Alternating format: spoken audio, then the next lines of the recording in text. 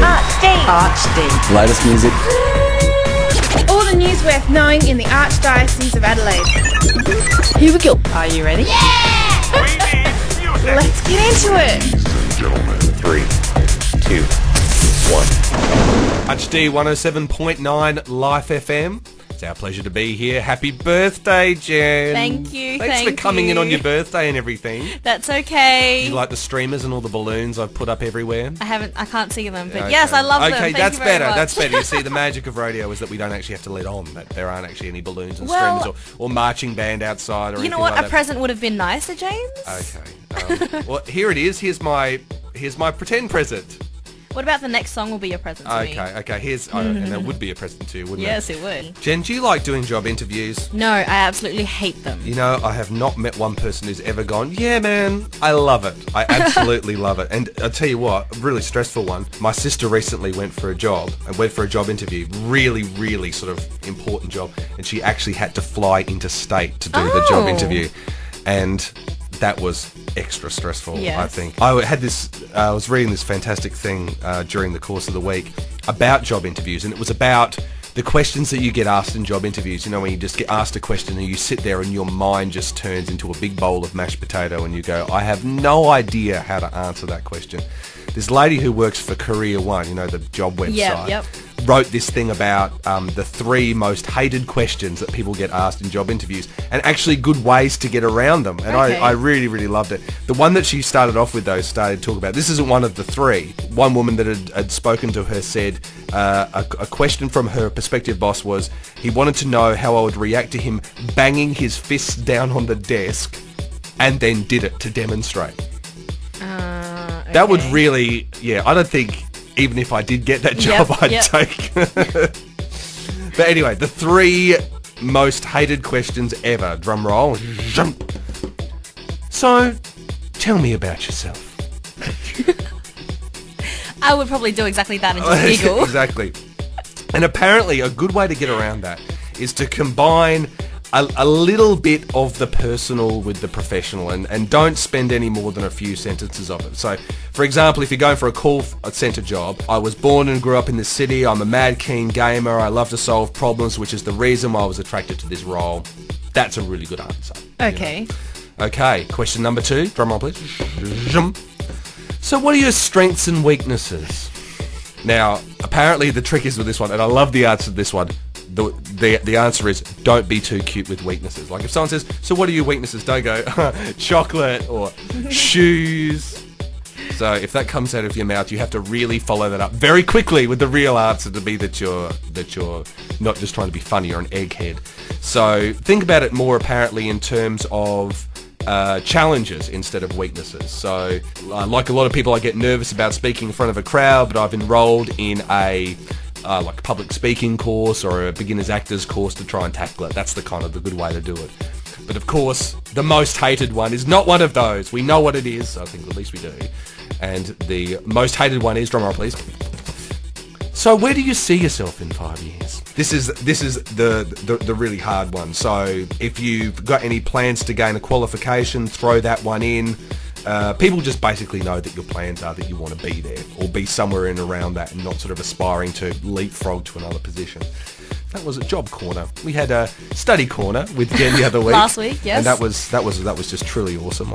So Jen, Yes. your hair looks lovely tonight. Can I just say that? Thank you. So we got an interview that Marc Tanilon actually did with Mike Gaynor, who's the head coach of the Adelaide Adrenaline, coming up very soon. Yep. And we had a bit of a chat off air, and when I actually commented about how amazing Marc's hair is, because Marc has it's an awesome hairdo that he actually has. You got really defensive about this. No. And I want to know, because You just said you're that saying- his hair was better than mine and yours. I never said his hair was better than yours. I said his hair was better than mine, and to be frank, that's not tricky.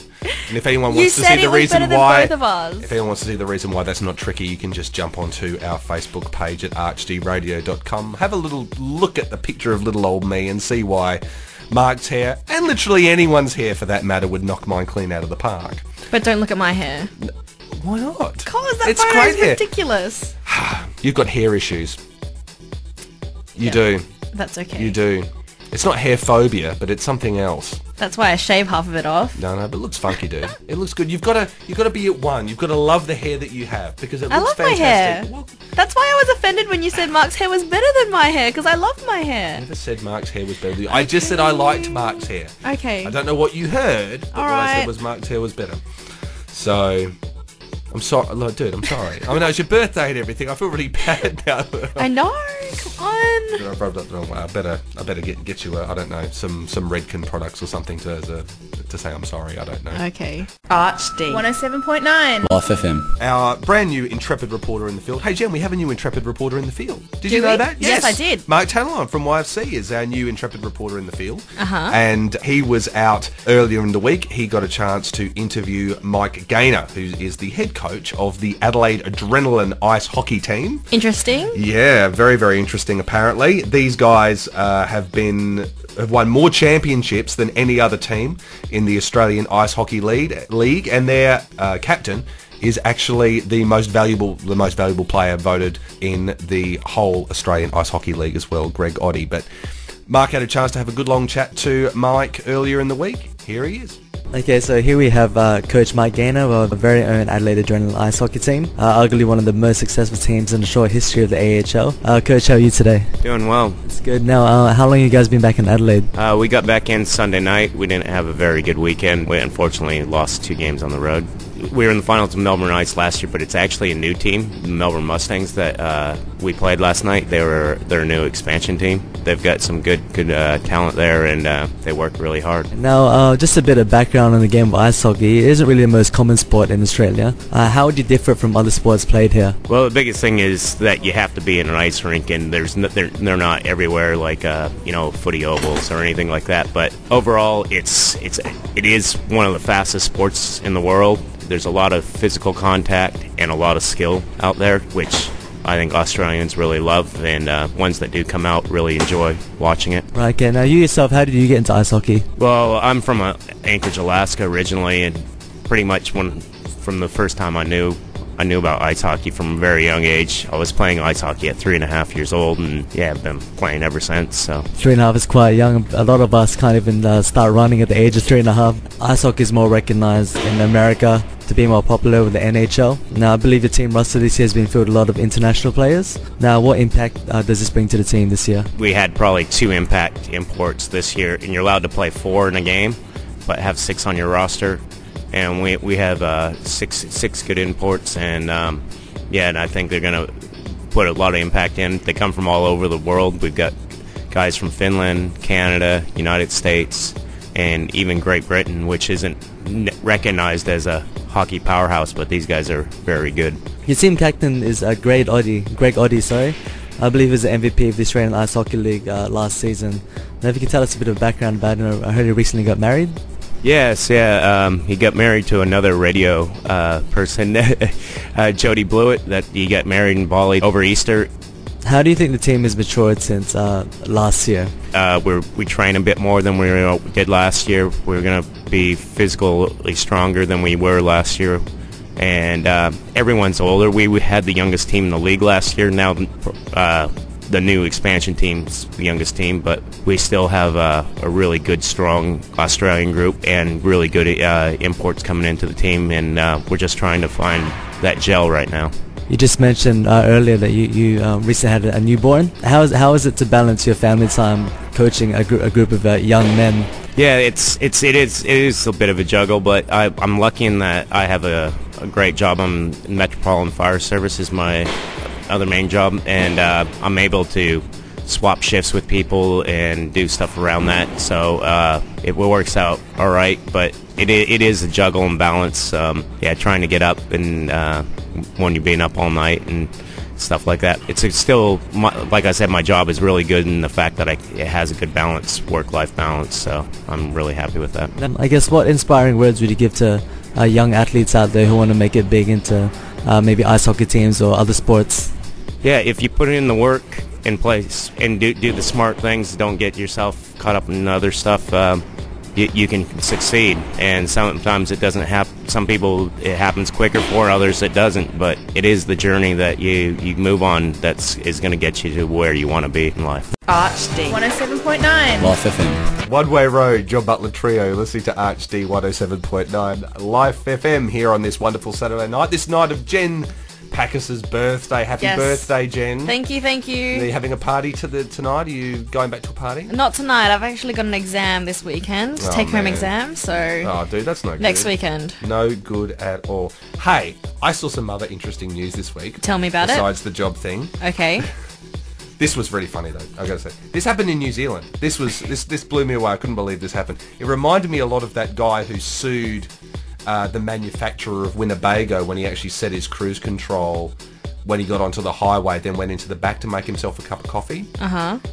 I never heard of that story, but okay. That. Needless to say, the thing crashed off the side of the road, and he sued the company because in the manual, allegedly, it never said that you couldn't actually do that. Okay. And it was said to be this landmark case. But we've got, in our hemisphere, that happened in America, but... I was going to say. In our hemisphere, we've got someone who's a very even contender with this. Apparently, there was a lady, a school teacher. She lives in a place about 250 kilometres north of Christchurch, who set the cruise control of her car to 100 kilometres an hour and then got out her toothbrush and started brushing her teeth. Now, apparently she lost concentration while mid-brush. I think she was into her bicuspids at that particular point. Into a rock back on the side of the road. She was okay. That was all right. When you normally brush your teeth in the car, you'd probably do that in the morning, wouldn't you? But why would you brush your teeth in the car anyway? Like, I need water to brush my teeth with. See, that's funny. Maybe she had like a basin or something like that.